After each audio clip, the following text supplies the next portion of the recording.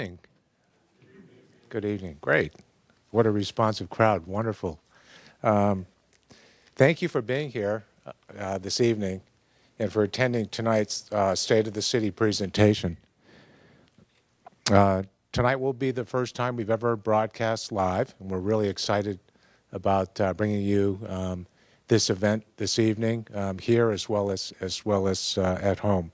We really appreciate your interest in attending today's presentation, which we believe will be very, very informative. This is not a city council meeting, so the basic difference is the mayor will be taking questions after his presentation through the blue card system. And Councilmember McDonald has the blue cards, and she will be more than happy if you raise your hand to take your questions before, during, and after the presentation. After the presentation, as I mentioned, the mayor will respond to questions. With that, again, thank you for attending, and without further ado, I'd like to introduce our mayor, Mr. Bill Little.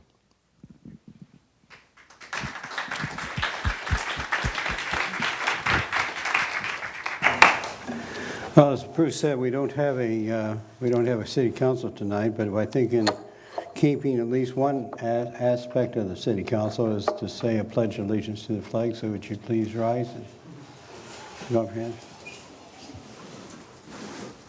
I pledge allegiance to the flag of the United States of America and to the republic for which it stands, one nation, under God, indivisible, with liberty and justice for all.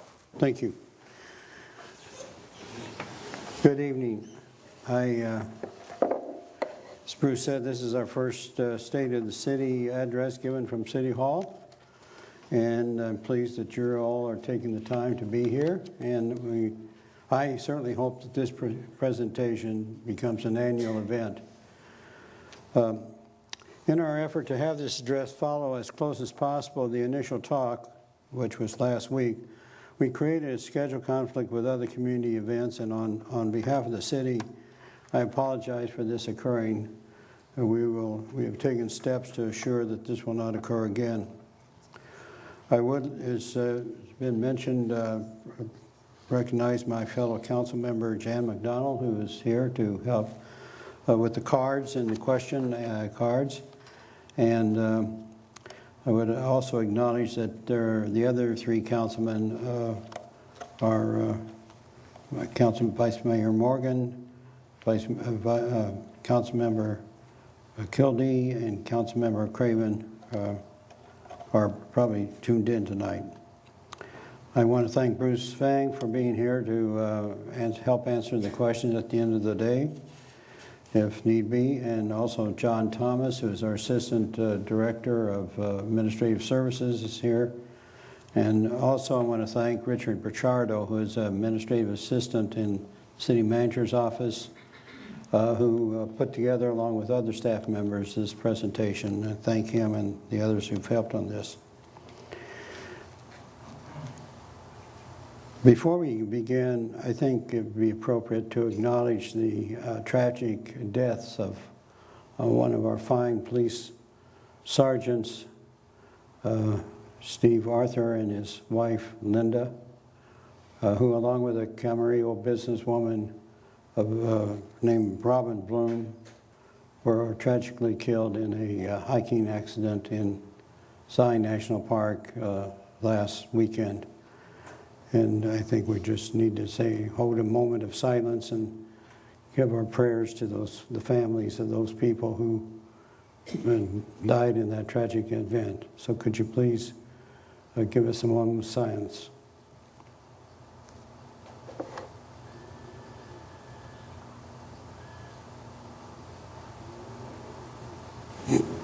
Thank you very much.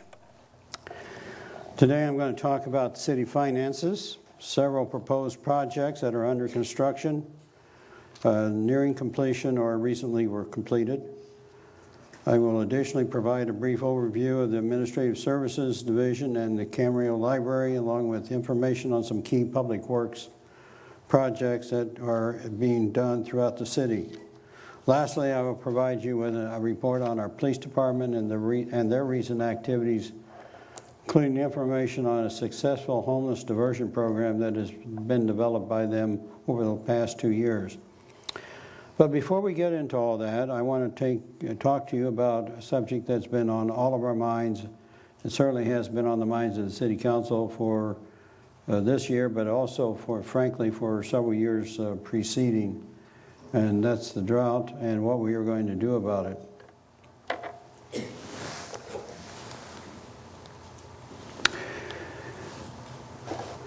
Let me talk a little bit about the local impacts to the water supply. The state drought declaration, which was the governor's edict, said that Camarillo, along with every other water agency in the state, must reduce water consumption by a percentage, depending on how they fared before the drought and based upon a formula that was sort of one size fits all, but it apparently is being used. In our case, we were supposed to reduce water consumption by 20%. The other thing we've had affecting us over the last several years is that the Metropolitan Water District, which is the agency that contracts for the State Water Project, the water comes from the Northern California into our system and is distributed through Cayuga's water agency and then into the individual users such as Camarillo. That water, imported water, has been reduced by 12%.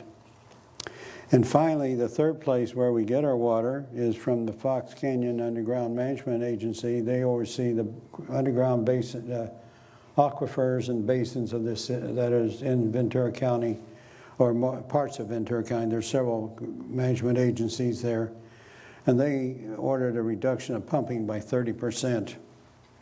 So these things have been impacting on us not only for this year, but several years. How are we protecting our water supply? Well, we'll go into them very quickly. I'll just run through them real quick. We have water conservation, which we'll touch on. We are into recycled water. We are also talking in the final stages of getting permission to build a water desalting plant. And we have in the process of finalizing a policy that requires that there's no impact from new water hookups on existing customers. So let's take these one at a time.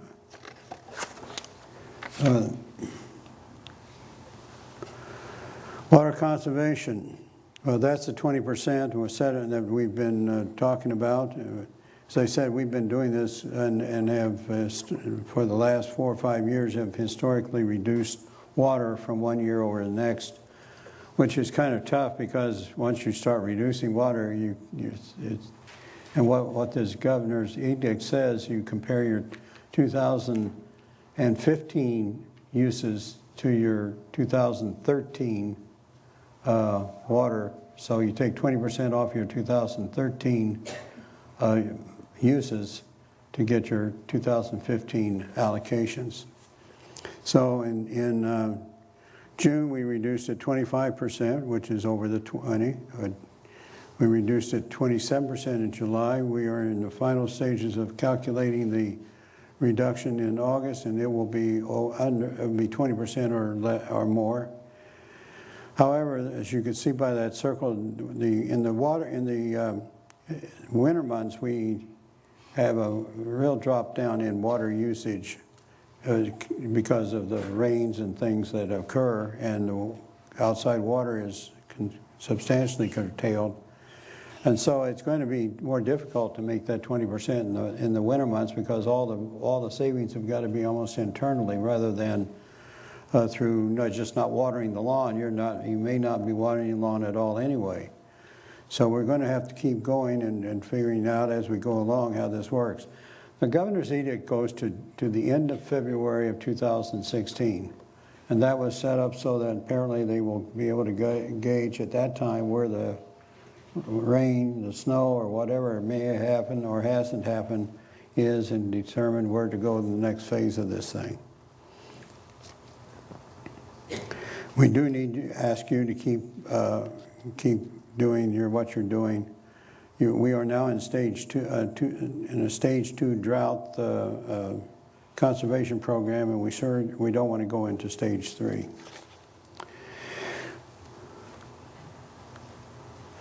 The next is recycle water. This is something new for us and for a lot of agencies, and that is to take water that's been highly treated at our treatment plant in the southeast part of Camarillo, and recycle it, clean it up, recycle it, and send it back and reuse it for landscaping, agriculture, and other non-drinkable, non-potable uses. And we put in our first line and started at this last spring. We're delivering 2 million gallons of water a day, primarily to the village in the park that takes care of their landscaping, as well as the soccer fields that the Park and Rec District owned there. In fact, the savings to the Park and Rec District, because this water costs a lot less than the water we have to buy from the state or pump. So we are saving the Park District about $110,000 annually, plus removing a huge amount of water from the list of potable water users. So this is going to be something, and we're now in the process of acquiring property to extend the pipeline further to serve more ag users. And we'll tell you, it probably will never get north of the freeway because it's going to be such a task to get the pipe under the freeway that any users will be south in the area of Pleasant Valley Road in that area.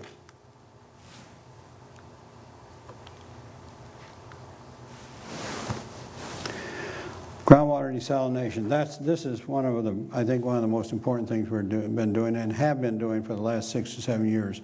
It is tremendously difficult for, even in a drought, to get regulatory agencies to change the way they've always done things. And we've run into that with the Groundwater Agency. They just have some real concerns about letting us take this mound of water that's in the northeast corner of Camarillo. It's water that comes down naturally from the Simi Valley, Santa Susana mountain area. It's brackish, it has high salt, it cannot even be used for agriculture, and it's just sitting there, and they're estimated at least a 25-year supply of water there.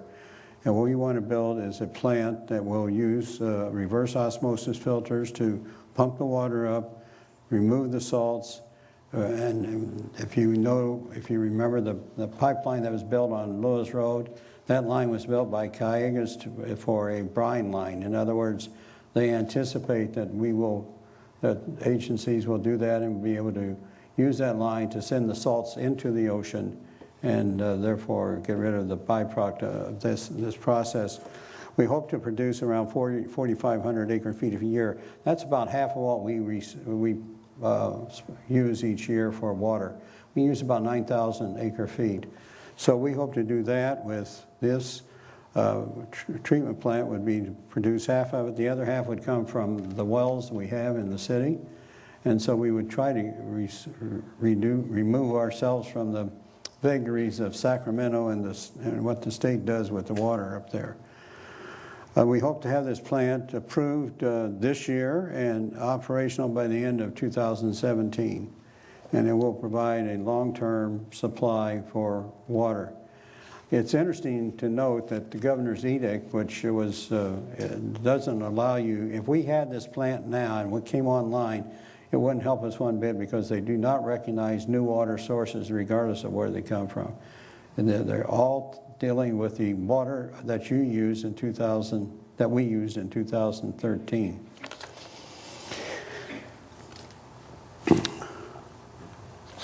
The last one is the restrictions on new water hookups. Let me just specify what we are doing now and what we plan to do and what we are engaged in doing.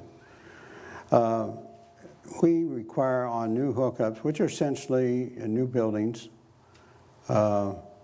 we require builders to provide a water impact study of, well, the state requires 500 or more units. If the project has 500 or more units, the state requires them to have a water impact study. We require them to have a water impact study if they're building 5 units or more. And that tells where you're going to get the water, how much water use there will be estimated on this, and go into a great amount of detail as to how that water need is going to be met. And the long-term policy is this: new development must bring its own water through water credit transfers or mitigate its impact by reducing water usage elsewhere in the water service area. In other words, if the development needs 20 acre-feet a year, they're going to have to come in and say, we've got to deal with Pleasant Valley School District, for example, and we will save them 20 acre-feet a year. Here's a study by a certified landscape, and that certifies that the 20 acre-feet is in fact a savings. And that is what we're talking about. We don't care, well, we do care, but we really are looking at whoever all has any kind of water savings within the areas before we go further with it.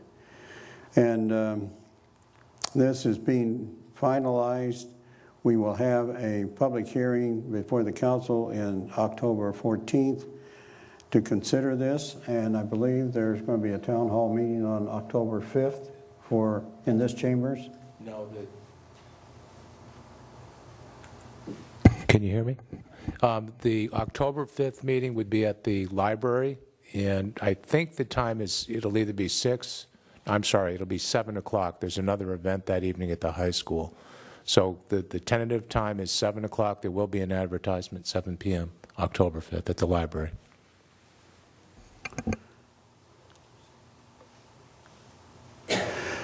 We've also engaged in a number of other water conservation measures. The City Council revised the landscape guidelines for front yards this past year.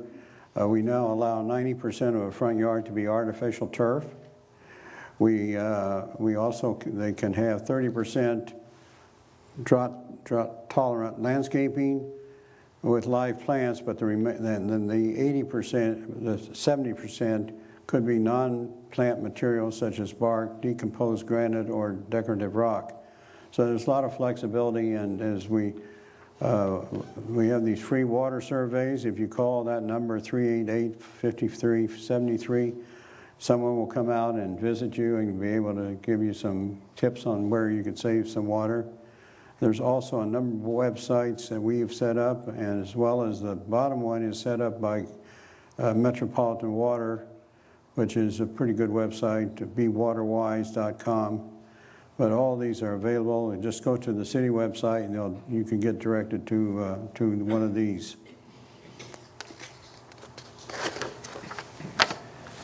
Now let's turn to some of the other departments of this city. Finance, we have a finance department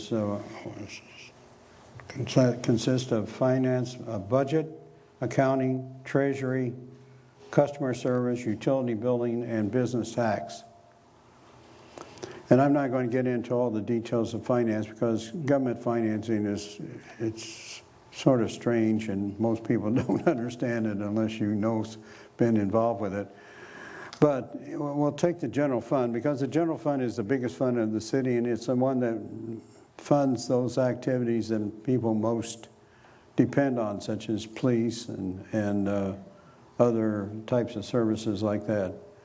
And the general fund for this year, 15-16, with the budget is adopted, balanced, and we have adequate reserves in all funds. Every fund is funded as according to our standards as well as to law, and so we are in very good shape financially.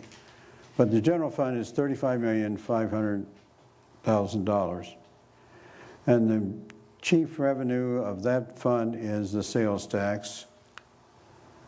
It's $15 million estimated for this coming year, this fiscal year, of which the outlets will contribute about $5 million of it, or a third of it. The other 2/3 is for a city of our size. It's a very a well-mixed use. We have a lot of interesting businesses in this town that they're not all in the same category of business, so it's one of these where if we have a recession or some problem, or they have a business problem, it doesn't affect us greatly because we have a well blended big mixture of business producers at sales tax. The other big item is the property tax. Excuse me, go back. The property tax is $10.2 million of this 35. So between the two of those two, it's about 25 million of the 35. The property tax, Camarillo has got an interesting situation because when we incorporated back in 1964, we were no or low property tax city. That meant that in order for the council at that time who put the issue on the ballot had the option not to tax at the rate that cities were allowed to tax at that point in time. The idea was to induce people to vote for cityhood, which they did. But we ended up with a shortfall in property taxes because we don't collect the same amount for cities that, say, Oxnard or Thousand Oaks or some of these others collect. Anyway, it doesn't mean you pay less. It just means the money goes elsewhere. You still pay the same, but we don't get as much. But still, even so, we $10.5 million, and that's the second largest. We have other ones here. Is one that's been growing because we have partnered with Ventura and Oxnard and Port Hueneme to advertise West County Ventura. That's a TOT, which is transit occupancy taxes, $2.2 million. And there's others here, business taxes and so forth. And this is where it goes. Police services takes almost 45% of the total, $16.3 million of that 35 million. But, you know, one of the reasons they do that is, and one of the reasons we feel that's money well spent is because of the safe city that we are, and we'll talk about that more in a few minutes. The only other thing I would call your attention to is two things. One is we do spend some money. It's not a lot, $600,000 for cultural arts, and we'll be talking about that with city programs. It was interesting that just this past weekend I got an email from someone who said that we have been selected by the Ventura Arts Council as a city that's most supportive of the arts in Ventura County for this year. So we're pleased to have that award. And I will call out what we've done over there in that area. The other thing I would call out is the net transfers. There's a lot of funds the city has. I told you it's very confusing sometimes for people who don't understand government accounting, but we have a lot of funds that have no money other than what the general fund gives them to operate with. So there's $9 million worth of money of that 35 that gets into the general fund and immediately transferred out to other uses.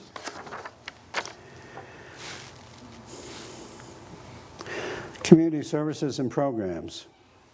Like every city, we have a number of programs that we have for community, not only to build community pride and spirit, but also to help the community achieve certain goals. And we are very fortunate in Camarillo that we have not only organizations that do, but we also have a lot of fundraisers that are community-wide in its nature.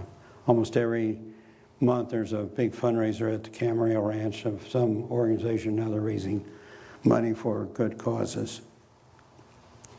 Here are some of the things that we support: the concerts in the park, the fireworks. We help support the Christmas parade and the Camarillo Festival, or Fiesta, excuse me, down on the boulevard. And we do that for, as I said, for a number of reasons, and I think we do a pretty good job of spending the money wisely. We also provide community service grants. These are grants that go to specific organizations for specific types of programs. And I'm not going to get into all of them, but just for one, the Camarillo High School PTSA, what we do is we help their graduation night party that they put on, and we have, we'll see on another slide, we have one for Rio Mesa too, that they put on these parties to keep the kids from going nuts over graduation, so works out pretty well. With Special Olympics, we do it's a wide variety of uses in Camarillo, and we do that through both city money as well as some federal money that we get for community development. We also provide, as a city, I found this out while we were preparing this program. I didn't realize that Camarillo, the city of Camarillo, for waste collection and for all these other things we'll talk about in a minute, we recycle 73% of all the waste that the city generates. 73% of it's recycled. It's one of the highest averages in California, higher than most cities, certainly in Ventura County. So I think you're all to be commended, and you and your neighbors to be commended for doing an outstanding job in this area. But we have special, in addition to the waste pickup you have every week and curbside pickups, we do also have the various special programs, and the times and places of these are pretty well set, but you can go to the city website and be directed to any specific one of them. We have the household hazardous waste, which is things like paints, pesticides, and so forth. We have the electronic waste, which is computers and all the other old TVs and stuff that we seem to be generating a lot of these days. We have a program to take to the police department. You can get rid of any unused or outdated medications in a safe manner. Don't put them down the drains, because it's been found that it affects the aquatic life in the oceans and streams.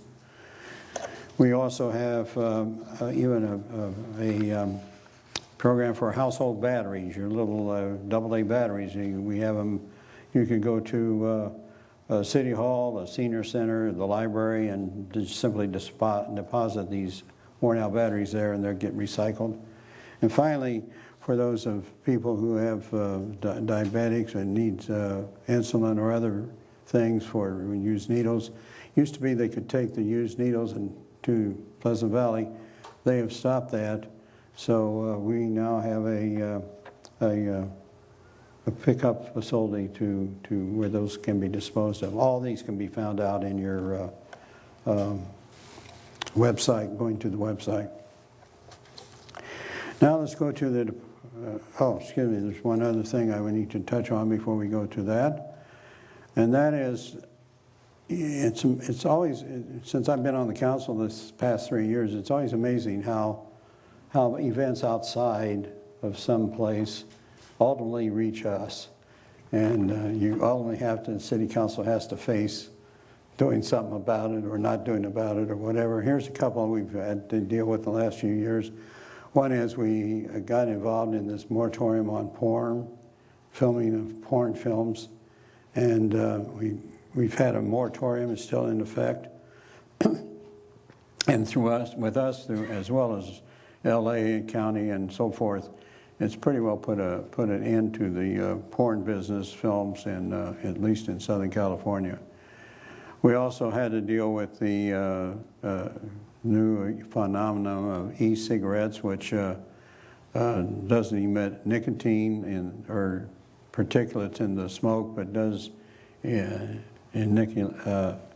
emit vapor and that sort of thing. So we had to deal with regulating those, and in the process we updated our smoking ordinances again. And finally we also had to deal with siting of cell towers. The federal government had gotten into the business of determining how to site cell towers, so we had to adjust our ordinances accordingly. Now we'll turn to community development. Community development is the department, as most of you know, that's been responsible for the overseeing the growth and development and what the city looks like after all these years. I think they've done an excellent job, and I hope you do too. I'm just going to show you a few projects that's recent. This is Amley. This is the project, 364 apartments on behind the frontage on Las Posas and south of Ponderosa in the new development out there. The reason I show this is because it was the first large development we had following the recession. For 5 years, the city had 8 houses built through the 2008s and 9s and up to the 412s. So there's a huge pent-up demand in this city as well as others for housing because it wasn't built for a number of years. But Amley was the first one to come, and it's basically finished. It's occupied, and out of that there's 75 of the 384. 75 are low and moderate income. The city has a policy to require low and moderate income houses mixed in with all apartments or other projects, and I'll show you another one where it's done. We have, over that time now, because of that program, we have provided about 1,500 low and moderate income housing units for people who qualify. And these are no different, or look no different, or are no different than any other the other apartments or houses. This is one that's being built right now. It's Elacora. It's the one that they're grading out. Ponderosa, if you saw that, that's their responsibility. Development has a responsibility to build all the major streets that are necessary to front their property, or on the side or front. And this is going to be 315 for-sale units. These represent some of those houses, very small lots, but they will be for sale. There is going to be also, though, another low and moderate. There's another 60 units, part of this project, of low and moderate that are going to be here. This is where the other one is here, and this is a park here. So gives you some idea where that is. Ponderosa is on the north part of that. Oh, it's two new places to go and have coffee. We're now, I think, up to 7 Starbucks, which is getting pretty high level.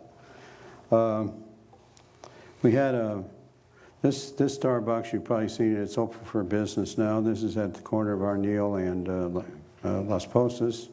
Oops, excuse me. This is the second one that's going to be built. This is going to be built in the shopping center of the outlets.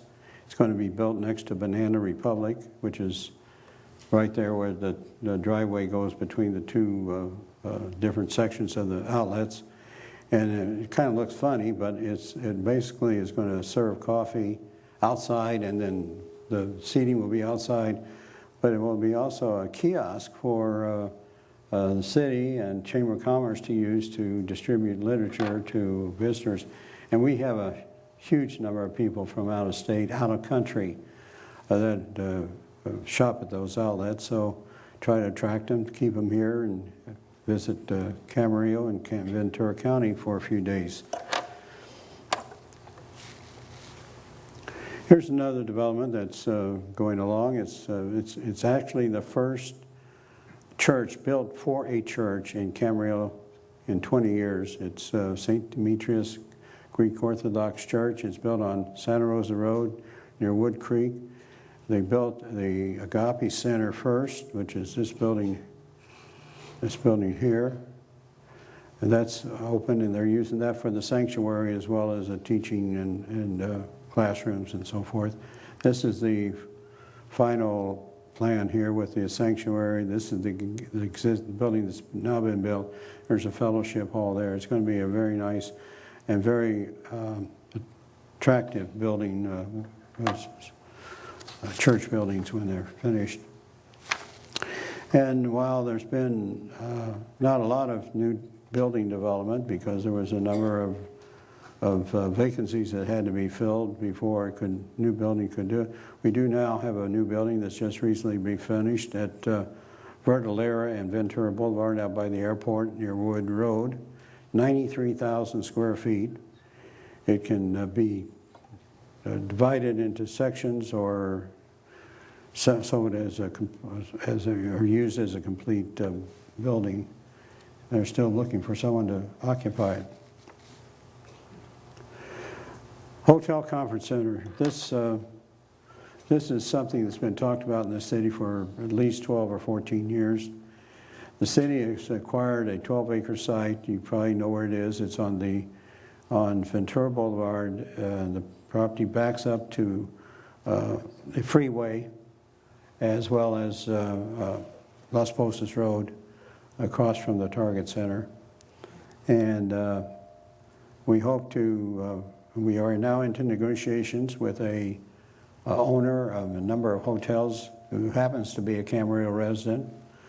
And we are very hopeful that we can complete those negotiations and end up with a nice hotel, along with about a 10 to 15,000 square foot conference center for conferences at the hotel or for local uses for whatever, for people to use.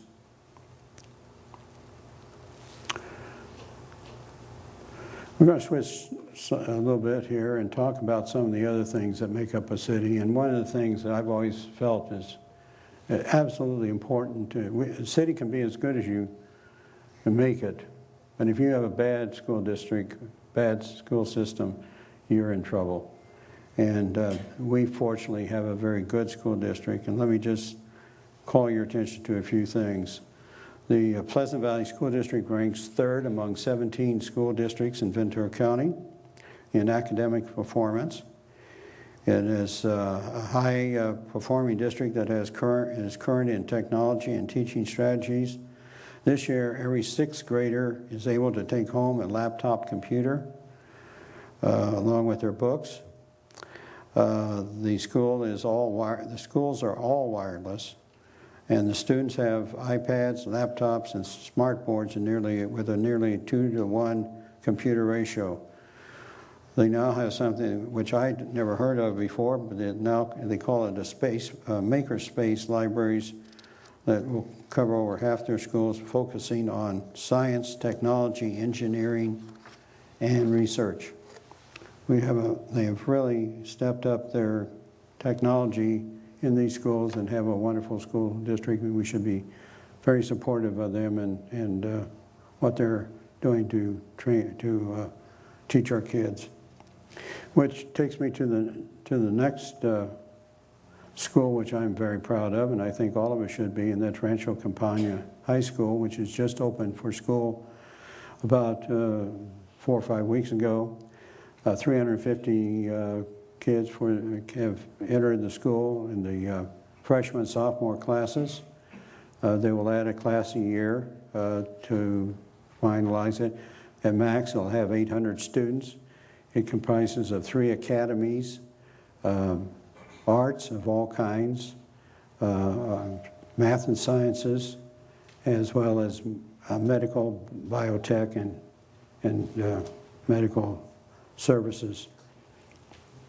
The idea is that they're going to provide significant technical training along with the academic training. And these are a couple. In fact, there's going to be dedication of that school on October 5th, which is your date for the water deal, but it's going to be October 5th in the afternoon, and we're looking forward to that. And ultimately, the kids that are now going to Rio Mesa, as they graduate, and others will be coming to this school, or there'll be enough room for this all the estimated students in Camarillo, either at Camarillo High School or at Rancho Campana. And because that school is open, and because we took some state money and said we would help provide library services to other governmental units, we are providing that to they didn't have to go to the expense of building a library at that school. They're going to be using the Camarillo Library, and we're going to be remodeling a section of the existing building to fit them in and expand there. We have a young adult section, but we're going to relocate it and expand it. And it's going to be about a 3,500 square foot part of the library, and it will be, it's in planning. We hope to have construction begin in a couple of months, finished in the spring and February. And its cost is about $600,000. It's the same people designing this are the same ones who designed the library, so you'll never know that it is new or anything different about it than from what you see there. And we do have a marvelously attractive library, I think. Another new thing that's happening in our city, which again is something we all should be very proud of, and that is a complete rebuilding of St. Pleasant Valley Hospital. They are not only rebuilding the entire patient wing of the hospital, but they are adding a couple more operating rooms, which will include equipment to be able to undertake heart surgeries, which they cannot do now. They have to send heart surgeries to another hospital, to regional hospital or something. This will be an upgrade of their services. It's going to be a 72,000 square foot addition to the building, to the existing building, and they're going to be redoing their parking lot to accommodate more parking. Recently, the city council at this building, I should say, is going to cost about $80 million. Building hospitals is probably one of the most expensive square foot costs you can ever incur in building. $80 million. They are going to be asking the community to provide about $10 million of that in funding.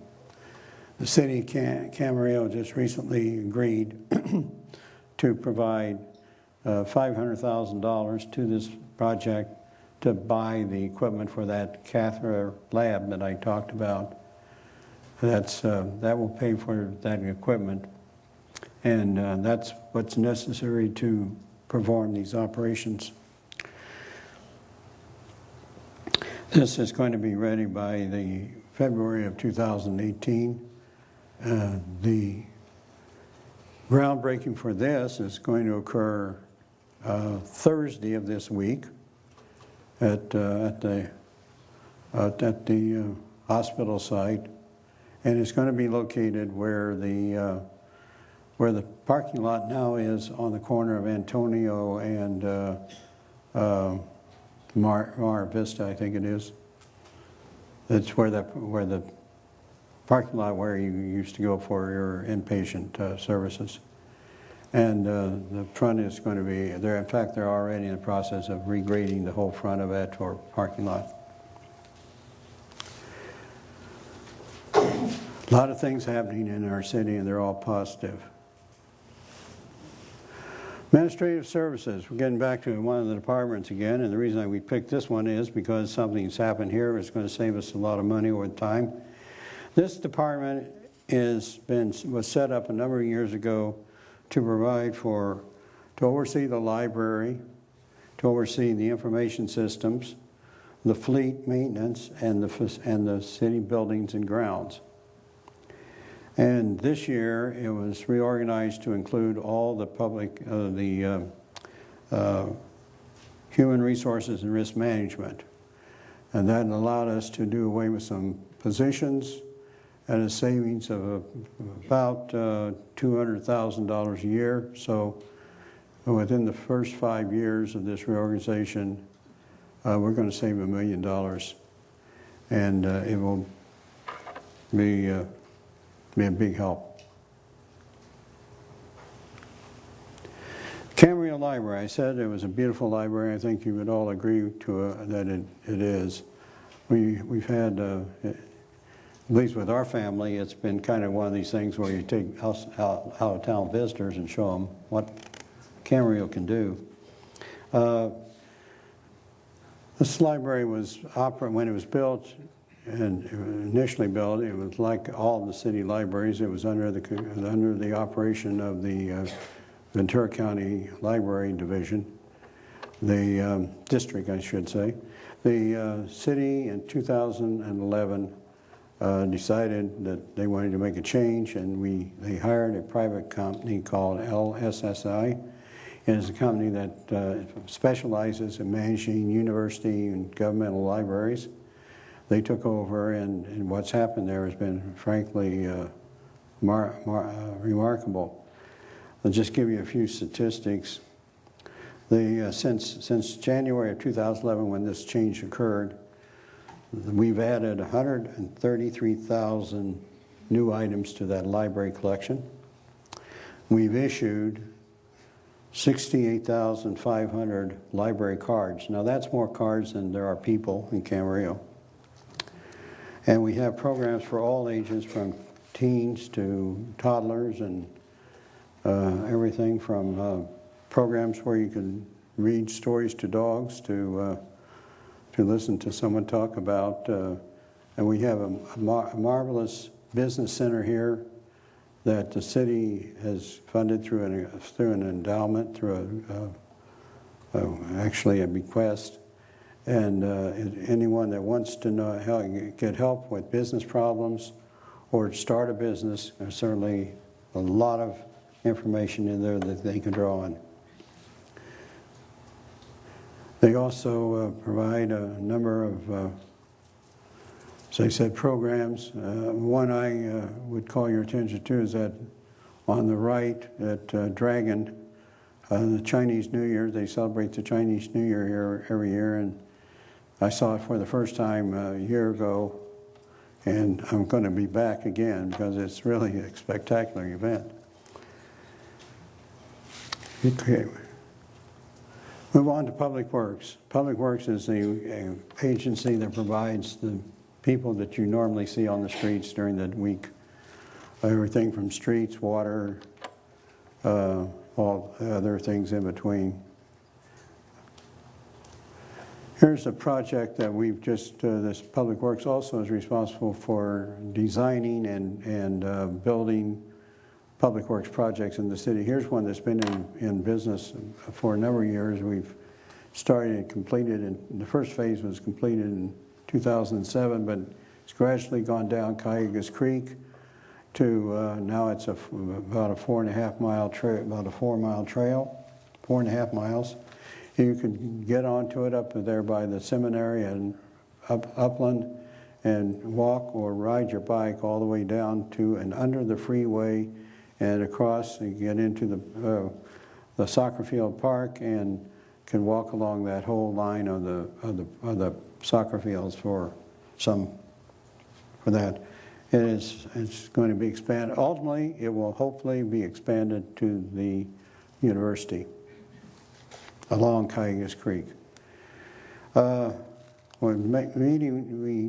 of the things we've done also to keep up with technology is we've gotten into the electric car charging business. We've constructed through a grant 2 charging stations at Metrolink station, and apparently they're being used. We mentioned recycled water this year. In order to get that recycled water to Village in the Park and the soccer fields, we had to put in a pipeline for that purpose. You have to have totally new pipelines, and that's why it's so time-consuming and expensive to extend this program. Because it's like building a separate water system. But this shows us building putting a pipeline in on Poncho Road down to the treatment plant. And of course, after we did it, tore it up, we had to rebuild it. So here's Poncho Road. It wasn't in good shape anyway. So here's the new road that we've built, and it's a very nice riding road. One of the things we're very proud of is the condition of our streets. We have some streets like this, but we usually jump on them the next year after they happen in the winter. California streets are governed by what they call a pavement condition index, and that kind of compares city streets to city streets in other places.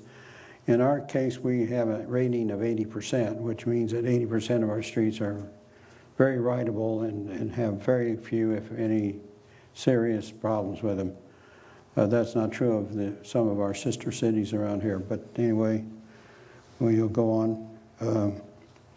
We just, for a number of years, the city has budgeted about $4 million a year in money to resurface streets or to slurry seal them. This year we budgeted $8 million. So we have a kind of a joint program of both for this year and next year. The red is this year's programs, the blue is next year's programs. So you see it's from one side of the city to another. And like I said, the purpose of this is simply not to build new streets, but to keep the streets we have in good repair and keep them from having to be rebuilt. And so this is an annual program, and we're very pleased with what we're doing. Well, there are some streets that have to be redone, and this is one of them. This is Santa Rosa Road, if any of you know that. It's between Oak Canyon and Upland. It's the only two-lane section that remains of our major streets in the city. I drive this about 2 or 3 times a day. It's my favorite place, of course, when you try to maneuver at 5 o'clock. But anyway, it's finally going to be done. One of the problems that's kept it from being done is not only do we have to acquire the property on that side, north side of the street, but also we had to figure out how to take care of that embankment that's naturally there. So what we're going to do is to build something like this, which is going to have a double-tiered wall with landscaping on the lower tier, and then a tier that goes up to meet the ground level at the higher tier. And it will be like the rest of Santa Rosa Road, 4 lanes, divided roadway with turn pockets and landscaping. So that project is going to cost about $2.6 million. As I said, it's very expensive because of the retaining wall that has to be built along there. We hope the construction, in fact, bids are going to be open soon, and we hope the construction starts in October. It's going to take pretty much most of next year to get it done.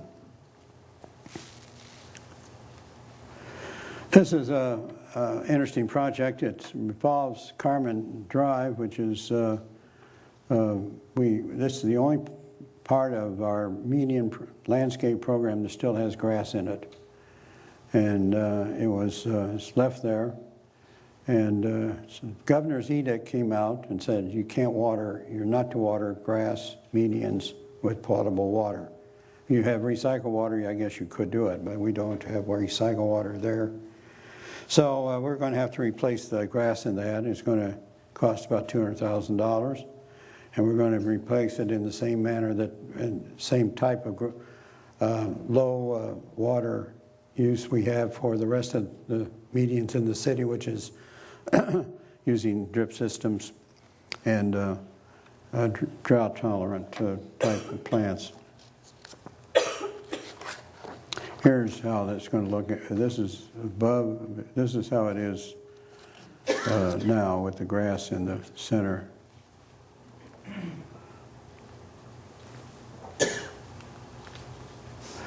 This is something that has, I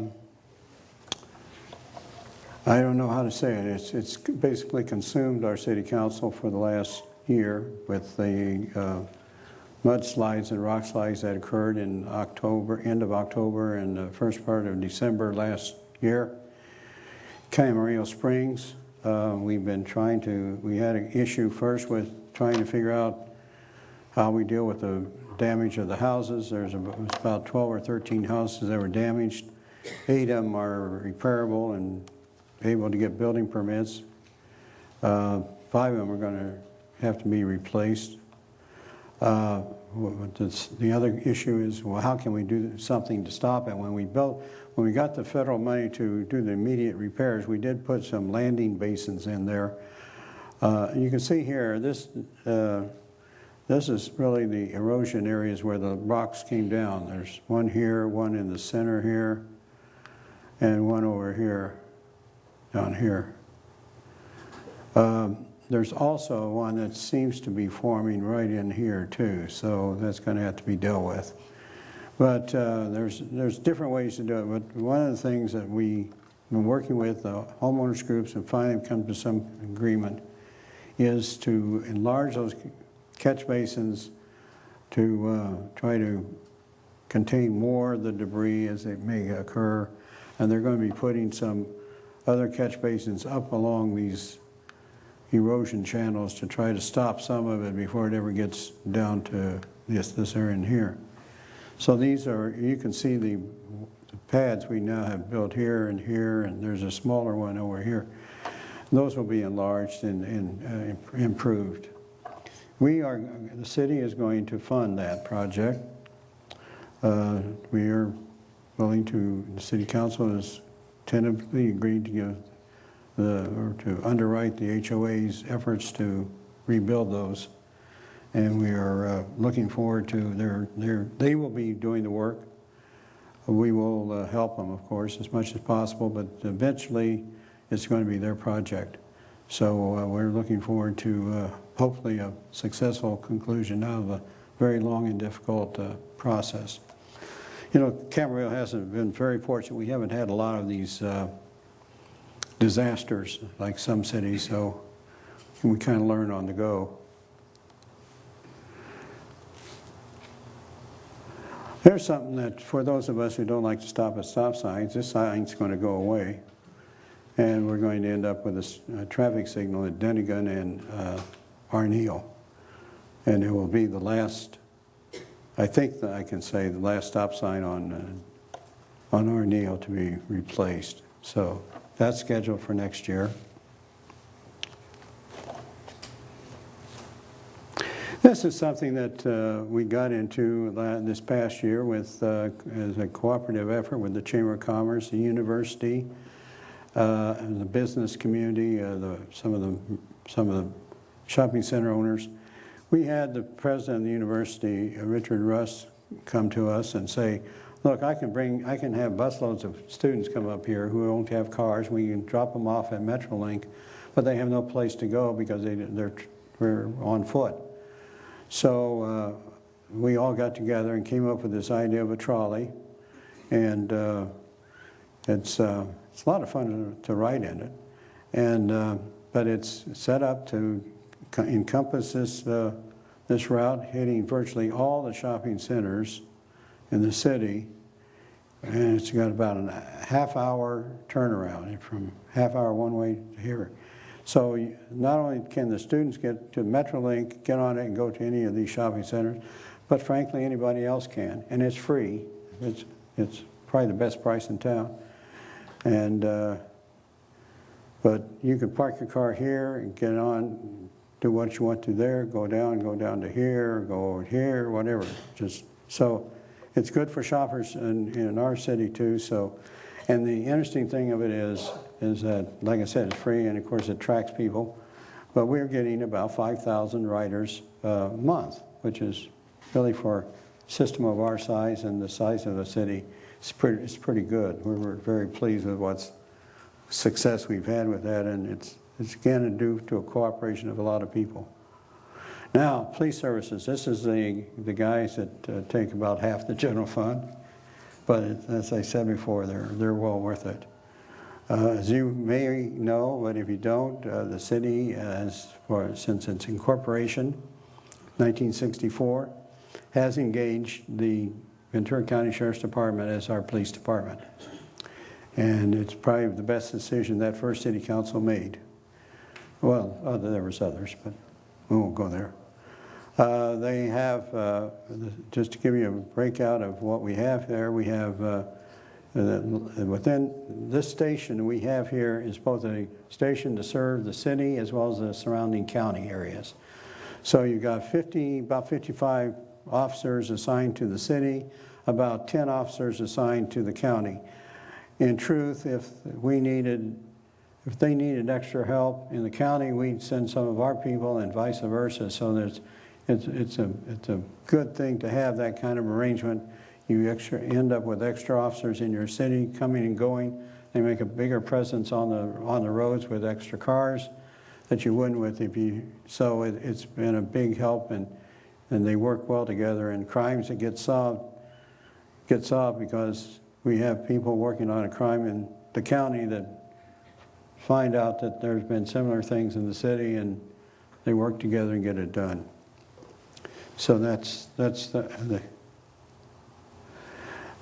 is our statistics for the first half of this year, 2015, compared to the first 6 months of 2014. You can see here what crimes have increased from 400. These are Part 1 crimes, so what they're called the ones that have that are really considered to be crimes and everything. The crimes have gone from 495 to 583. Now that's still not a lot for a city of our size, but it's a disturbing trend, and it's up and down the board. Petty theft is up, burglary, residential, auto theft, aggravated assault, robbery, rape. There's a couple that are down, but not much. And the only thing that that's an overall increase of 18%. And frankly, other cities in this county have experienced it. There's a couple cities that were less, but for the most part, most cities, the 10 cities, as well as the county, experienced increased crime rates this 6 months. The only reason we can come to conclude with is, and something that there's been no scientific investigation of, and probably won't be for a while anyway, and that is that when Prop 47 was passed by the voters last fall, it decriminalized a number of crimes that primarily drug-associated crimes, drug possession and so forth. Well, that basically kept those people out of jail, but didn't stop their habit. And so this may be a result of Prop 47 of having that in place, but you can draw your own conclusions. This is something I'd like to talk about because it's something that we put together, the police department put together all by themselves, and I think every police department would like to have the success we've had with it, and that is to go out and reach out in a positive manner to talk to the homeless in our community. And they have put together not only their resources, but resources from 300 social service agencies that do help the homeless, to make them available to people, to try to get them out of the streets and into permanent housing. In the 2 years since 2013, we have relocated 61 people into permanent housing through this program. Our for your information, our current population as of January of this year, last January, was official count was 31 homeless people in Camarillo. I can't tell you whether there's more or less now, but this program is ongoing, and we do try to help everyone that wants help, and those that don't want help, we try to make sure that they stay safe and out of trouble. Well, that pretty well concludes my comments, and I hope you get a good appreciation of what our city's about. We live in a wonderful city. I always said it's after a long and twisting path, I finally got here and just decided to stay forever. So we're very pleased to be able to bring you this, and we hope you have some questions, and we'll be willing to take your questions and answer any questions you may have. So, Mr. City Manager, do you have anything you'd like to say? Oh, here we already got some questions. As we mentioned earlier, this is our first live broadcast. In the past, we have had other broadcasts that we have taped the state of the city and replayed on television. I think we were checking, we go back as far as 2002, not on a consistent basis, but a few years here and there. So we, as the mayor said, we hope to do this again year after year where this becomes a city tradition. We are going to attempt to answer some of your questions. This is our first live run, so if this doesn't go as smoothly as we would like, we'll do better next time. I noticed, I've never been a mayor before, but I've noticed that some of the handwriting, and I tried to some of the handwriting is hard to figure out some of the words, but I tried to do the best I could in spelling some of the words out. So we're going to answer the questions now. If anyone else has any questions, if the mayor's presentation got some thoughts going, please submit your questions, and we will, between the two of us, we'll try and figure out how to best answer your questions. If we cannot answer your questions this evening, we have your contact information, and we will get in touch with you. We want you to have a thorough understanding of what you're questioning. And the other thing is I noticed on some of the questions are very much into the operation, and I marked those with my name on those questions because I would expect that the mayor would not know the answer to those questions, and if he did, then I would probably have a little bit of job security problem in that he would know what I'm doing and why would he need me. So with that, I'll leave it up to the mayor to start out. I might try to answer them just to confuse you here. But anyway, here's the first one. I realize that there are pre-existing bike lanes. However, many other cities are implementing wider, safer, even off-street bike lanes. It would be nice to have such a bike lane all the way to Point Magoo. Is that possible? I'm assuming this means the bike lanes that are on paved streets, not the type of bike lane that we showed here, which was a separated grade crossing type bike lane. I assume they're talking about that. So that is, I've seen studies that talk about new ways to do bike lanes. The problem is, of course, is you've got most of your streets are prefixed, and would be almost impossible to change them, make them wider. To take more bike lane from the, you'd have to take it from the existing traffic lanes, and that may be possible. The other question about all the way to Point Magoo, if we're talking about existing streets, you're dealing with not only the city there, but also Caltrans and Ventura County. So it might be, but it would take a lot of cooperation. I see there's an email address, and I will turn this over to someone who can get back to the person in email and perhaps have further conversations about it. But it's, I think someday we'll see that, but I think it's going to take a long time and a lot of effort on a lot of people's parts, and we'll have to try to figure out how. You know, the problem with bike lanes, and this is a problem with, you see it all the time in the newspapers, and that is the problem of conflicts between cycles or bicycles and the automobile. And it seems, in my opinion, it seems to be getting worse rather than better, but I don't know what the answer is. Here's one from someone who says, are new developments, residential, commercial, required to incorporate drought-tolerant landscaping and water retention, rainwater design? The answer to both of those is yes. We do require the federal stormwater requirements require all water to be retained on the property for stormwater purposes. And the city is requiring, through our community development, it's requiring that all new developments have 100% of drought-tolerant shrubbery and equipment. Bruce, you want to add further to that? That's correct, what you just said. That's Okay. good job. Thank you. Here's one. Was the new Starbucks, or Neil in Las Posas, asked to plant drought-tolerant landscaping? I see a lot of businesses implementing this, but see a lot of residents implementing this, but with few businesses. I haven't noticed I haven't seen the landscaping there, so I can't answer. I assume it's not drought tolerant. Is that what this is implying? I saw the question. I think what they're implying is that they're observing the landscaping that's currently going in, and this particular project was approved under the old regulations, if you want to call it that. So the planting that you see now on current projects are probably not as drought tolerant.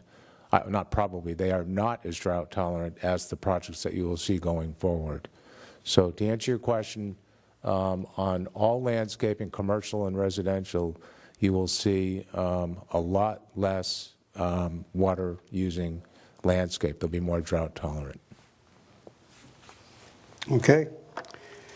Here's one.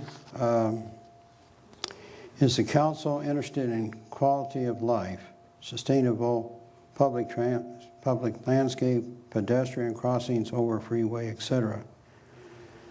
And well, I would say absolutely. I think one of our goals is what we're interested in is the quality of life of this city. And I think, as I've tried to say in this, we do a lot of things other than just pass laws, but we do a lot of things to enhance the experience of living in Camarillo through community organizations and supporting a number of things just to enhance the quality of life in this city. Now, maybe not the quality that you're interested in, but it is what a lot of people are. If there are specifics there that we're missing some, we appreciate talking about it. And I see you've got an email address, and we'll have someone contact you on this. Pedestrian crossings over freeways. Well, you got the bridges now, and they basically are the crossings that are allowed over the freeways. I don't know if Caltrans will allow a separate pedestrian crossing. I've never seen one. Yeah, and we do not have other pure pedestrian crossing programs planned over the freeway. There's nothing in the pipeline on that. I imagine if we put together a plan with enough capital, millions and millions of dollars, the Caltrans would consider the project. But I don't think with the other priorities we have in the city that would be something we would entertain. I would add that we are looking at a project with an undercrossing under the train track over at the Metrolink station. So we are looking at other pedestrian crossings that are not necessarily over the freeway. And you might recall that we do have a pedestrian crossing that was just, the ribbon cutting I think was about a year and a half, 2 years ago at the east end of the soccer field, the big sports park. It's an undercrossing that goes under the freeway. It's a bike path. It's a pedestrian crossing. It's very, very well used. It connects the south with the north side of the city. If you haven't seen it or used it, go out and look. In typical Camarillo, there's no issues that we had anticipated with graffiti or any kind of vandalism. It's a safe place. Sometimes under the freeway access harbors unfortunate incidents, and we haven't had any issues with the undercrossing. So I hope that kind of answers that. And I'm kind of wordy, but I did want to touch also on the quality of life. Just off the top of my head, there's a number of programs which I consider quality of life: recycled water, energy and water conservation, alternative energy programs. We have a solar program at the Public Works Yard, electric vehicles, solid waste recycling, some of our landscape issues, as you mentioned. We are also going to bring back some code changes at our October 14th council meeting to further enhance water conservation, and then mass transit in general. We're working hard at increasing our mass transit program to alleviate some of the traffic, hopefully, on the freeway as well as our local streets. That's our dial-a-ride, the interconnect with the other cities, and working through the Ventura County Transportation Commission on big programs. That's it for now, but we are, I consider those quality of life items. I was going to say very quickly also that the traffic on the 101, it's a problem. It's somewhat popped up overnight the last few years, and the funding that's needed if we're going to build our way out of it or be better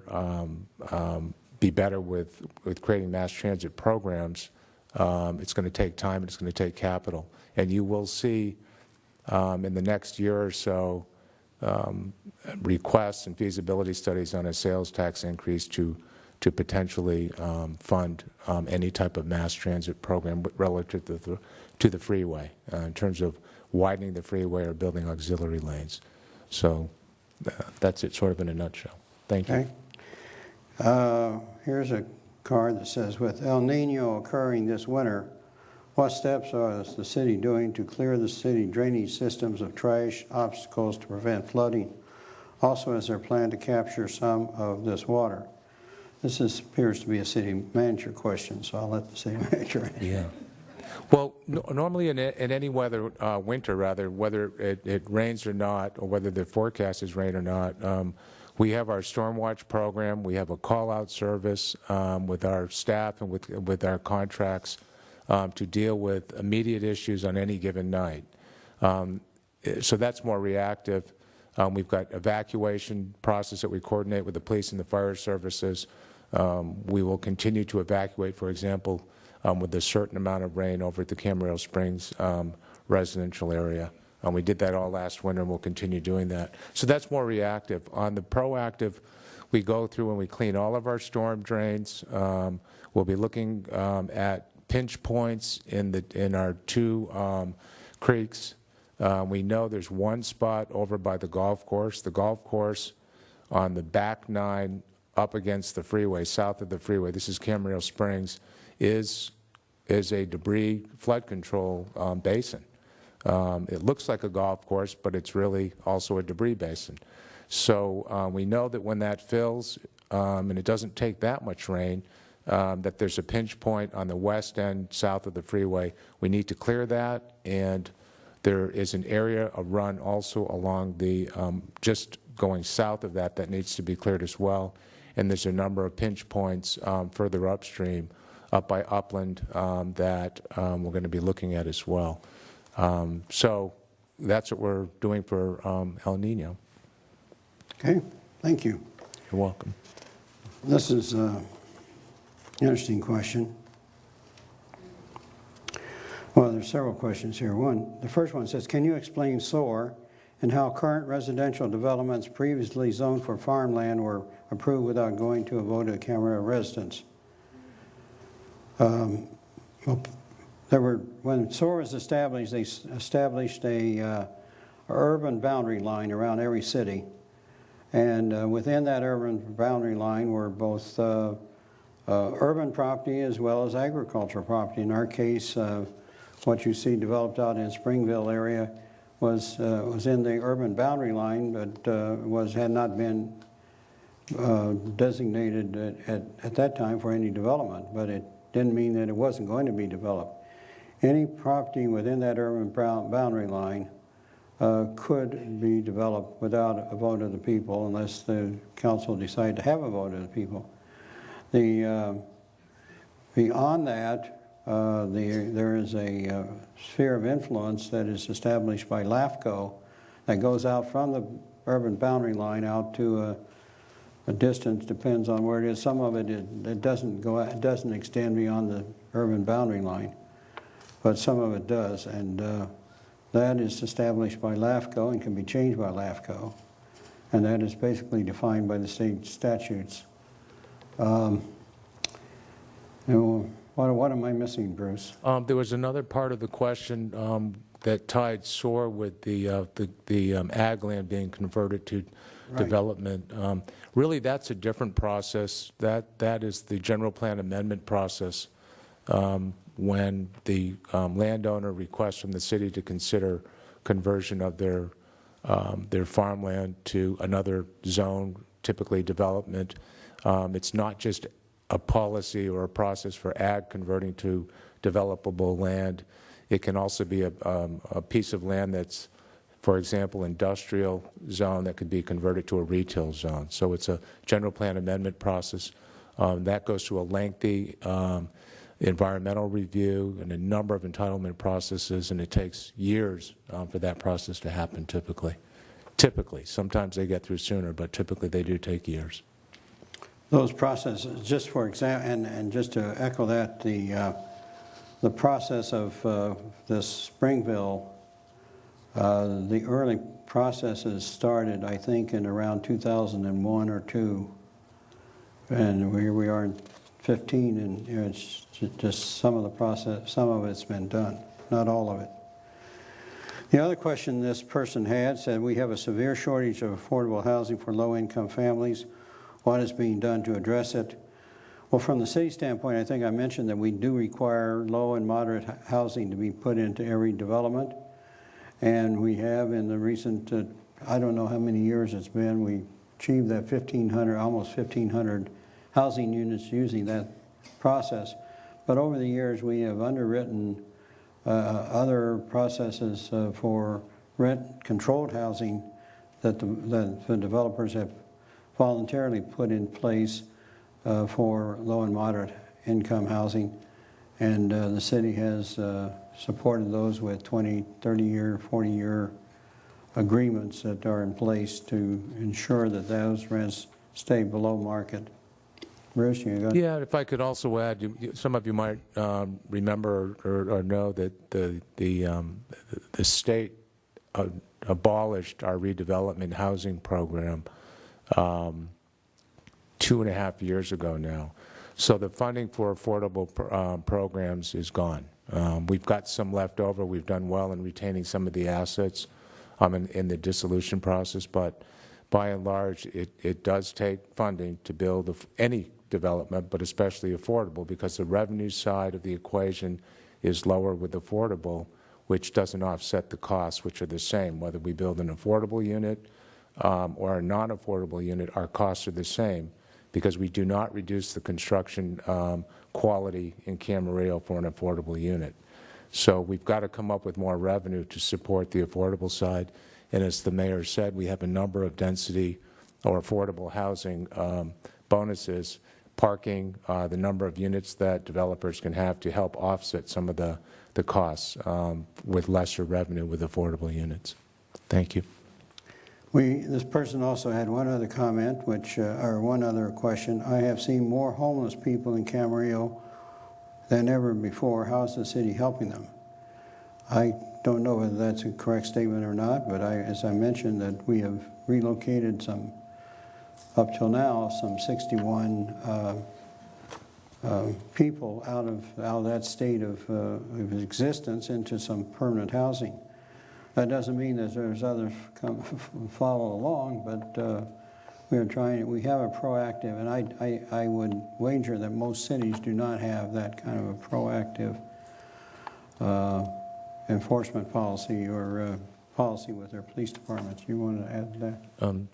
Pretty much what you said, and we also had a slide on Project Hope that was incubated here in Camarillo. And it's been such a successful and helpful program that it's become a model program, not just in the county, but in other cities that have emailed in and asked how we deal with our homeless program. Whoever asked, we have the cards here, but that's a program if someone is interested in, we can use volunteer help, It's an excellent program, and we'd be happy to go into more detail, especially with the colder weather, the wet weather potentially coming up this year. Okay. We have one here, and I think I'm going to ask Bruce to answer it. Is there anyone who can reflect on what is happening regarding the golf course water hazards lake, in parentheses, adjoining the Camarillo Springs homes? That I take it this is Camarillo Springs golf course and everything. Yeah, this is an ongoing saga. I noticed Larry Davis is an avid golfer out in the audience. That's not a water hazard or a golf hazard. It's actually a debris basin. And all kidding aside, the primary lake that we're looking at is the one adjacent to the mobile homes, and it's on the back 9, and it's just south of the freeway. And what's happened over the last year and a half or so is the lake dried out. It created some environmental issues because it was so positively established as a nice mini ecosystem supporting a lot of nice natural habitat. It pretty much dried out with the drought where we are, as well as the golf course owner pumps locally from the ground, and that source is also dried up somewhat too. So the lake dried up is the bottom line. So we went and we looked. The first year, we were able to work with Cam Rosa, and through some negotiations, fill the lake back up with Cam Rosa water, and the city replenished the Cam Rosa allocation. We worked that through. The current year, we went further into the conditions, and the issue is it's not a lake. So we can't even let the lake dry out and clean it out and turn it into a golf hazard, a dry golf hazard, I guess a massive sand trap in a sense. We can't do that because it's part of the debris system. So that's the stormwater debris system, a catch basin. So that's where the issue stands now, and that it's dry, it's not attractive, but we've got to figure out how to keep the nuisance of the nuisance water with the mosquitoes and the different problems that go with that. We've got to figure out how to balance all that, but still maintain the basin and not fill it in and not clean it out and plug the drainage system. There will be nuisance water in there. We've just got to figure out how to make that all work. So long answer for a problem that's still in the works. And we can truly sympathize with the homeowners that are adjacent to that probably did not know that it's part of an infrastructure system rather than a wonderful environmental benefit that has gone with them for years and years and years. Okay, we have a couple more questions here. Quality of life due to traffic, crime, water. What plan is the city going to use to combat these issues? Well, I think if I didn't explain it, then I failed in answering this question during the course, because that's what we were talking about.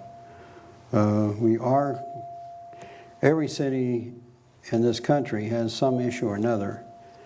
Some are much more serious, some are not. We, frankly, are on the not so much serious issues, although I'm not making light of any of them. But the fact of the matter is we are proactive in all these areas. We have proactive departments, proactive management system, and proactive council. And if things are brought to our attention, we try to fix them. So I think that's the answer to that. And the next one is, I guess, communication to residents regularly on complaints.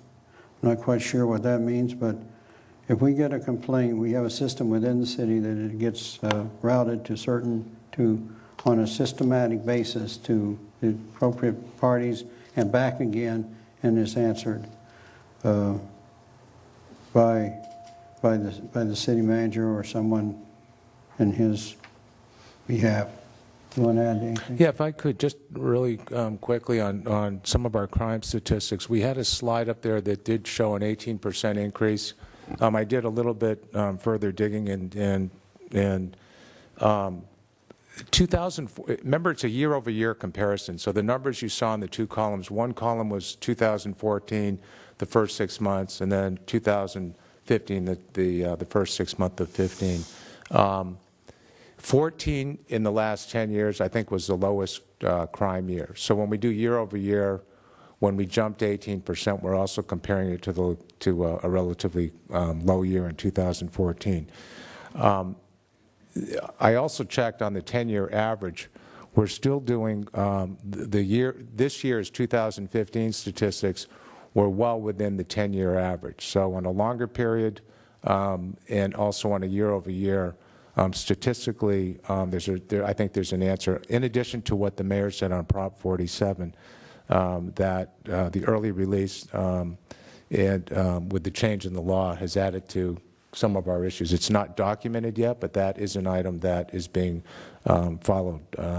Then the other little bit of information I had is we do have a standard for response time. It's very important for a response time within the city, and it's a 5 minutes or less standard. This, to date, is we have a 4.6 minute average to date on our response time. One of the things that we are able to save on the response time with is more of the work that we do out in the field with the electronics and the computers. They can report almost live some of the police reporting. So we can keep more people out in the field and patrolling rather than in the office typing in their reports. They can actually do it live and in their car at the same time. So we're taking advantage of the technology to be out in the field more often, and I think it does show in our response time being about 10% below the performance metrics of 5 minutes. Thank you. Okay, thank you. We have one here that says, you mentioned $9 million in transfers. Where is this money transferred to? That you recall on a slide from the general fund. I used to remember where, but I've forgotten. So why don't you answer it, Bruce? Well, as the former city manager, you did a good job of working the budget around so well that you put it somewhere where we probably can't find it now. It probably is. Still transfers we had a number of other terms in our budget, and that's probably another term that we need to clean up because it's so nondescript that it doesn't really communicate anything. We know internally. What transfers means is you've got the general fund revenue that comes in, and when the general fund funds are spent, some of them are transferred to a variety of other funds. That's what, hence the term transfers. One fund might be the Information Technology Fund, computers. It might be office furniture. It might be our equipment for public works. The main item in the transfers that we are still working on is the landscape maintenance transfers. So it comes in as general fund, sales tax, property tax, and it transfers out from the general fund to our landscape maintenance fund, which is the medians, primarily the public property, throughout the city. And you know how many trees we have, and you know how much landscaping we have. It's absolutely beautiful, but it's expensive. It's several $1 million a year. There are assessments throughout the city, but there's areas that are not assessed by the adjacent property owners. That's what that fund encompasses, a number of funds from the general funds that transfer out to internal funds within the city. And they're all listed, they're all detailed out. If whoever asks the question, be more than happy to go over that information with you.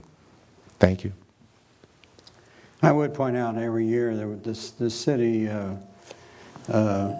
gets an award for its financial reporting, and I think it's probably running on about 30 years of straight awards for financial reporting.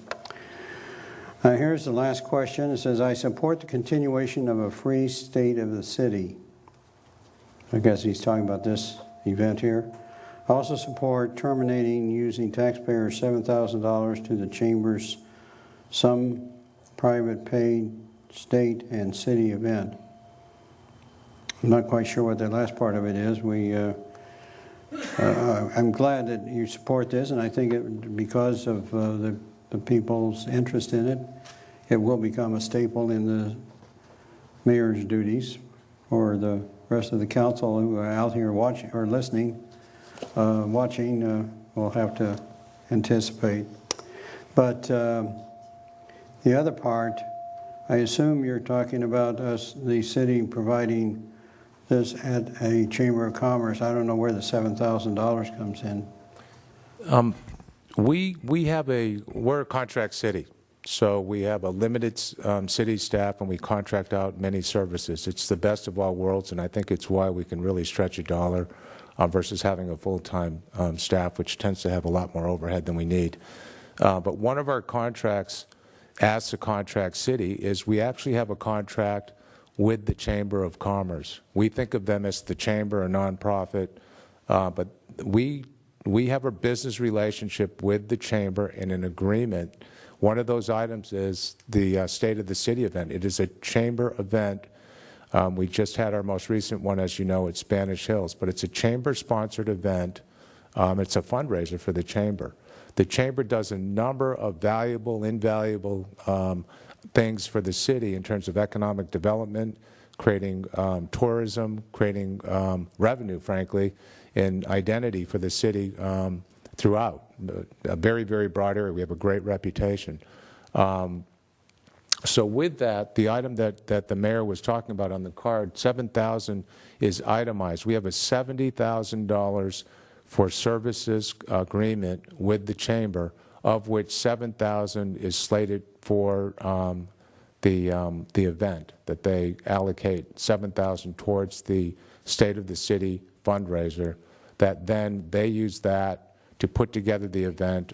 They do charge for the event, and they net fundraising from that item. So that's sort of in a nutshell the relationship between the city and the chamber, that the State of the City address, as well as the $7,000 that goes towards. We're a sponsor, in other words, for the event. It was never intended, frankly, to lock the public out or any of those kinds of things. It's been a fundraiser for the chamber. But again, here we are tonight, and we have tried, frankly, the last 3 years at least. We've come here after the State of the City address with the chamber event and filmed the previous 3 mayors.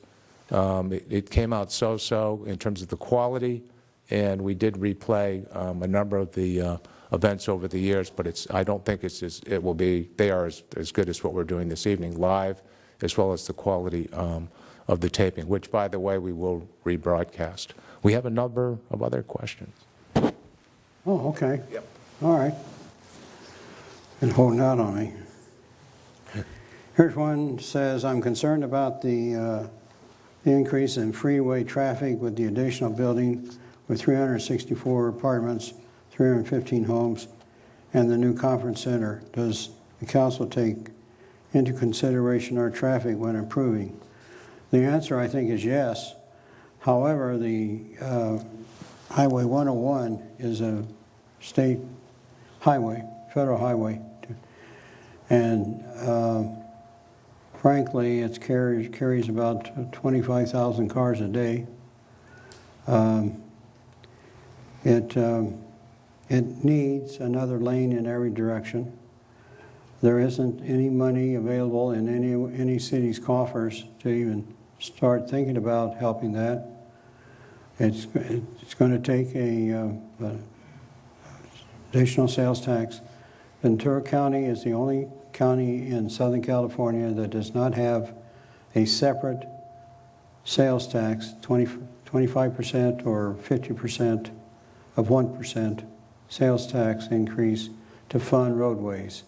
LA, Orange, San Diego, all the counties have that type of tax and having that kind of money generates federal money, because the feds are looking for ways to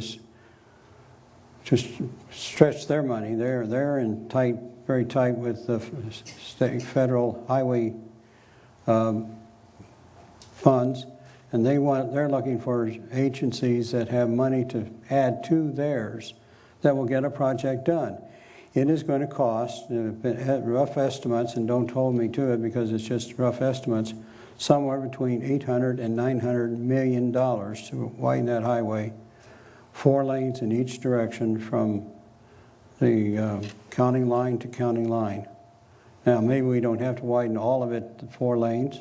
Maybe some of it can be kept at where it is or improved.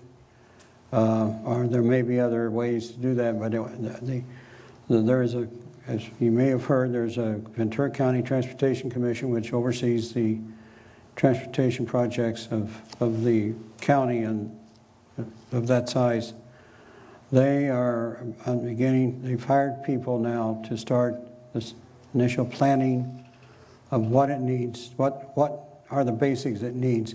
There's going to be some areas where additional land is needed, and there's going to be some interesting ways to try to fit another lane in on both sides of that freeway.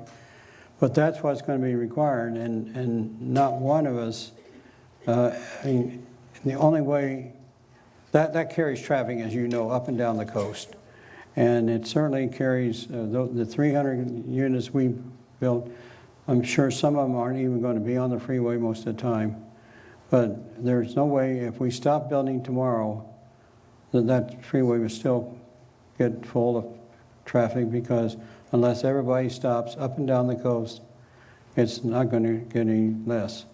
Bruce, you want to add anything?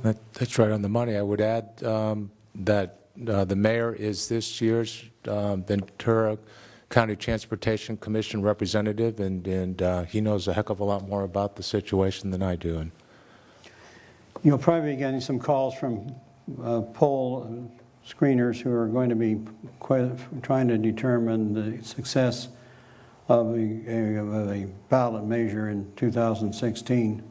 The problem with that ballot measure is that it requires a 2/3 vote, or 60%, or excuse me, 66%.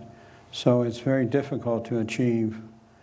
And the early returns say there's more than 50% of the voting public would support a half-cent sales tax. But that's not 2/3. So that's the issue that's going to be coming up. You're going to hear more about it as we get into 2016.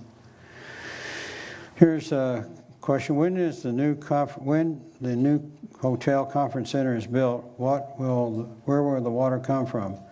How will this impact the governor's 20% water use requirements? Bruce, you have any comments on this? The only comment I have is that hotel is probably 4 years at the minimum away from being built. 3 to 4 years. So where the water is at that time is anybody's guess. But certainly, and it may be there is still a governor's edict out there floating around at that time, but because of the size of the project and everything. But as far as the water, you have a... Yeah, and just a reminder, we are in the middle, and we're anticipating a very positive, tangible program. We're going to, with water conservation, that supports the City Council's policy. October 5th, 7 p.m. at the library, we're going to have a water meeting, presentation, and then the 14th, the City Council, if everything goes as scheduled, the 14th, the City Council meeting will tangibly consider the ordinance that we presented in July, similar to the ordinance in July that's consistent with the city's policy, which is no impact on existing customers. And the hotel conference center would fall under that category. They would need to offset or trade off with existing customers the water consumption that would be for the hotel conference center. There's, I think, another part of the question that talked about the benefit of the conference center. And just one point, it's getting late. One point is it will serve and there'll be more of a, I guess, a use we could say with the university. So from an educational standpoint, it will support a number of educational uses and conferences. I think for a very good reason in terms of promoting education and growth. not development, but growth in terms of education and scholarly activities. Okay, thank you.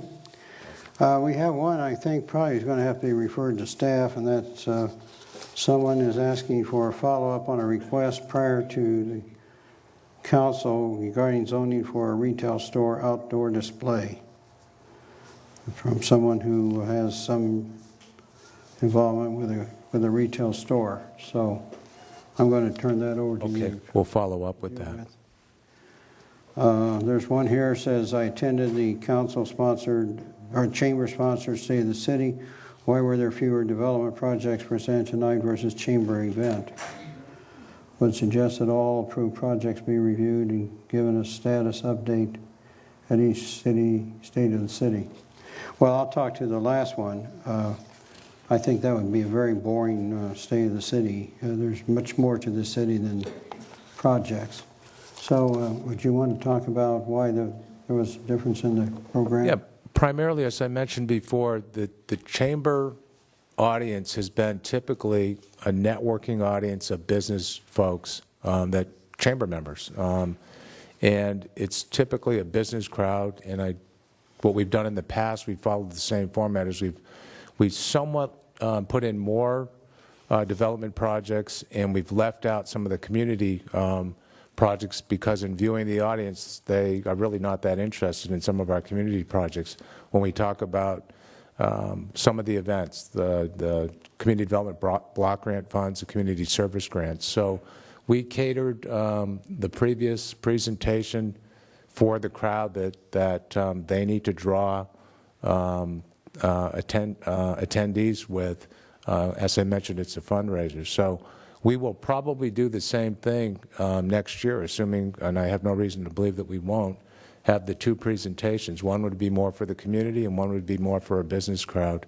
I can tell you that the slides that we removed was a project over at Village at the Park. There's a strip retail center.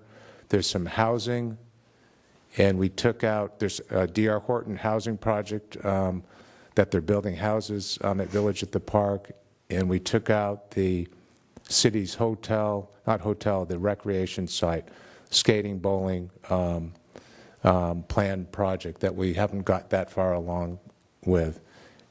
And in return, we substituted a number of community services and programs that we thought was more applicable to today's audience. Okay, thank you. Here's one. What is being done to capture rainwater, stormwater for old developments? We have a $2 million stormwater permit fee coming up. What are we doing to ameliorate this? I'm going to ask you about, I'm not aware of any $2 million stormwater permit. Yeah, we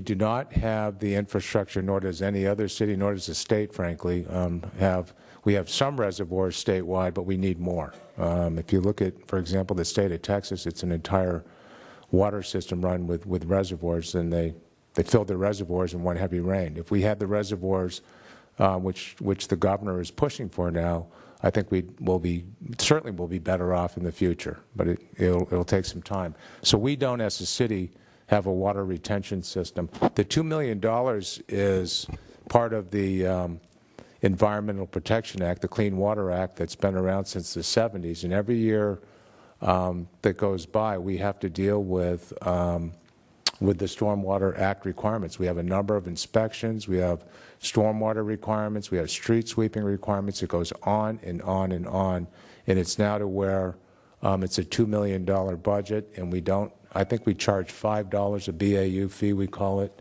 for residents, and it's basically nothing. So we have to find general fund to pay for the Stormwater Protection Act.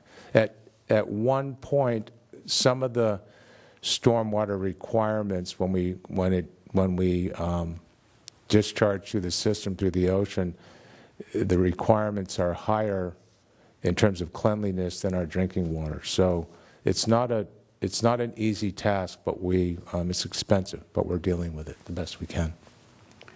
Okay, we have a question here. How is the desalter being financed? You want to take that? Yeah, a combination. We're working on that now, and it's a combination of a public-private partnership. So some will come from the private and some will come from the city. And our enterprise fund, our water enterprise fund, we do have the reserves already saved because we have been planning for this project for a number of years. And of the $50 million estimate on the cost of the plant, roughly $5 we have in a grant fund, a federal grant fund already. And then we've got another federal fund, actually that's a state fund grant, a federal grant that we're working on now, hopefully for anything from $10 to $20 million. So we're working on that as well. So in summary, private, public, and we also have grant funding that we've secured with hopefully more to come. Okay, thank you. Here's a question. Well, now specifically, how specifically are new housing developments and hotel conference center going to make standard of living better for existing residents? Well, let me speak on the housing developments. I mentioned earlier in my talk that we've gone through a period of time where we've had virtually no new housing built, and there's this pent-up demand. We have a balance of births to deaths in this county, and has had this in this county for a number of years, about 2 to 1. There's about 2 times as many births as there are deaths. So the population is growing each year and has done that for the last number of years. The people are coming out of school, college in particular, are debt-ridden for the most part. They can't afford houses. They do need apartments. I, for one, as a elected official, believe that we have to provide some housing. That doesn't mean we overbuild the city. It doesn't mean we create problems with our housing. That we do it as we've done since I've been here for almost 30 years, and that is to do it within the amount of resources we have available to handle them. And we've never overbuilt. I have a statistic here I'll give you, and that is that our population as of January 1st of this year, according to the State Department of Finance, which are responsible for estimating populations between census, is 67,154 people. When I came here in 1988, the first census I was involved with was the 1990 census, 25 years ago. The population of that census for Camarillo was 54,013. Now that's an increase of 13,151 people in those 25 years. Now that's 24% increase in a 25-year period, which is less than 1% a year in population. Now, obviously, we've built more than that in the city. We built the outlets. We built a number of other things. We built schools. We built parks. We built retail and industrial. But I don't think that's overbuilding. And as long as we stay within those margins, I think it's our duty to provide housing for particularly the younger people coming out of college, returning from the service or someplace. Unless we want our young people to leave and go elsewhere, I mean, that's an option too. I don't think it's a very good option. I certainly don't accept that. But I think that's what we have to face. So that's my answer to it. I don't know whether the city manager has anything else. How about the conference center? How's that going to be better? Well, I sort of touched on it a little earlier. We'll be looking at a number of educational facilities. This is a big conference center. 700 to 800 folks can be there, attend. So it can be broken down into smaller rooms as well, but it could support with the hotels and the surrounding hotels a significant size conference that promotes educational programs. quality of life in terms of weddings, bar mitzvahs, that type of event, family events. There's a real thirst for a conference center in this area.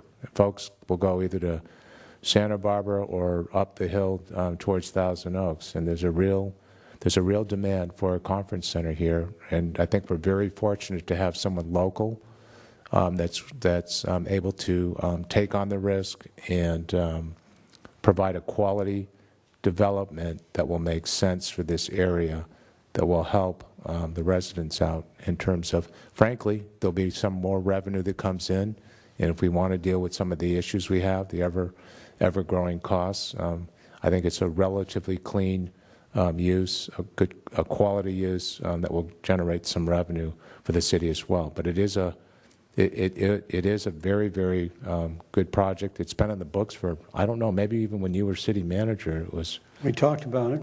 Yeah, it's been around for a while. It's run in cycles with the economy, but we're very fortunate. It's a very prized piece of property that the state, I think, would have loved to have gotten their hands on and liquidate and taken that from the city. But we did manage to keep the project. It is a long ways off, I'll tell you that, in terms of going through the details.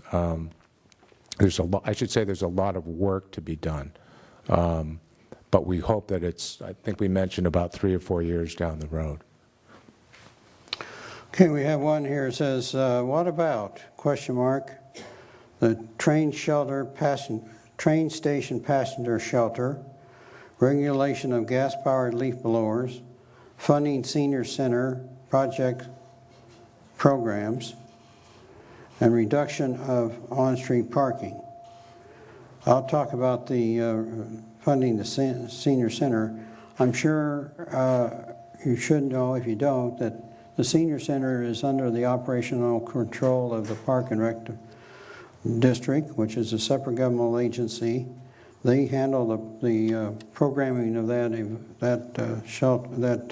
center, and the city did put money into it at the time it was built. We haven't supported it since then. We had a meeting here about a year ago with the Park and Rec District board members. They talked about the need for a senior center expansion and improvements, and the city council said, when you've got something that you want to show to us, we'll come back and we'll talk about whether we can support it or not. We're still waiting for them to come back. I understand that they're getting close to that, but they haven't showed up yet, and so until they do, we're just like everyone else waiting for something to be presented. Now, I can't answer the one about the train station shelter, nor the regulation of gas-powered leaf blowers, or the reduction of on-street parking. I'm not sure what that means, because reduction must mean to obtain no parking strips of no parking on residential streets. Yeah, that's not ringing a bell either. Is there a contact on that? Yeah, we do have a person here. Okay, so we'll follow up on that one as well. We'll follow up on. Yep. We'll follow up on all of those with that party. The last one is one that says, my question is regarding transparency. Last year, a former city employee sued the city and won a settlement of nearly $800,000. I don't believe that's the correct number. There was an all-out effort by the city council to hide the lawsuit, the settlement, and what she paid. That's another incorrect statement. There was yet another city employee lawsuit working its way through the courts, which I'm not aware of. Whatever the outcome, Mr. Little, right here and now, pledge not, will you, Mr. Little, right here and right now, pledge not to enter into a deal that limits the city council's right to speak about this settlement? Well, my answer is no, I will not. These are, if we have a lawsuit settlement, the vast majority of them are settled with both parties agreeing not to talk about it. So, now if something comes in that says that there's no restrictions on that, that's another matter, but I'm not going to pledge anything like that. So I think that's If I could add a little bit to that, generally speaking, personnel issues are private matters. I think everybody knows that. They're protected by law. And please keep in mind that as an employer, we're working for you.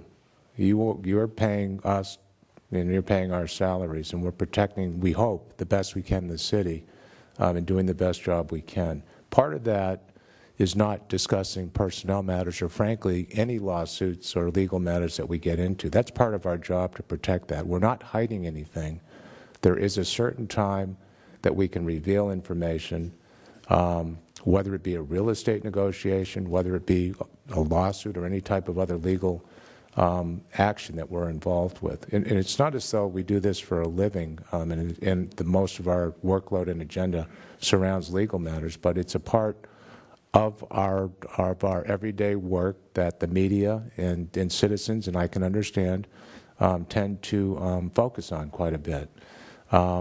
We do have a public records request program that use it, but please use it wisely and efficiently so that the time that we put into some of these responses, they're extremely time-consuming, and again, you're the stockholders of this city.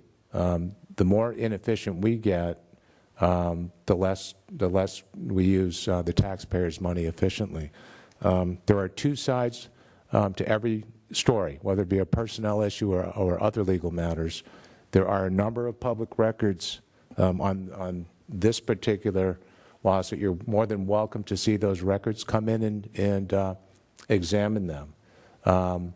We, as Mr. Little just said, we're not going to, especially with personnel issues, we're not going to be discussing those matters. It's just not professional, and it's not really within the intent of the law in most cases. I will tell you this, though, that this, in hindsight, on any case that has become media-driven, any case that's become media-driven, we'd prefer not to be so bound and so gagged on any case, just in case in the future, and who knows what that beholds, we need to respond to some items if the information is factually incorrect.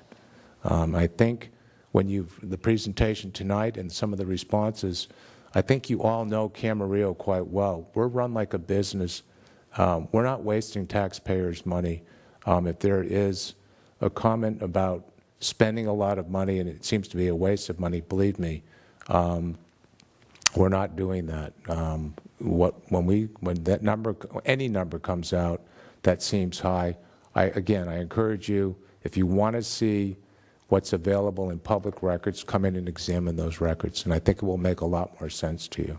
So, thank you. Okay, that takes care of all the questions we have, and we appreciate your interest in this, and certainly feel free to contact the city manager's office or the mayor's office or any of the councilmen personally if you have an issue with the city or have requests for information. Our job is to provide that information and try to do it in open and as transparent a manner as possible. And we, frankly, I think we enjoy the support of virtually all the people of this city, with some exceptions. And as a result, we are able to do things here in a way that gets it done and gets it done in a very expeditious manner because of it. And we thank you for your support and your confidence in the City Council and the city staff. And we look forward to having this as an annual event. So thank you very much. Thank you.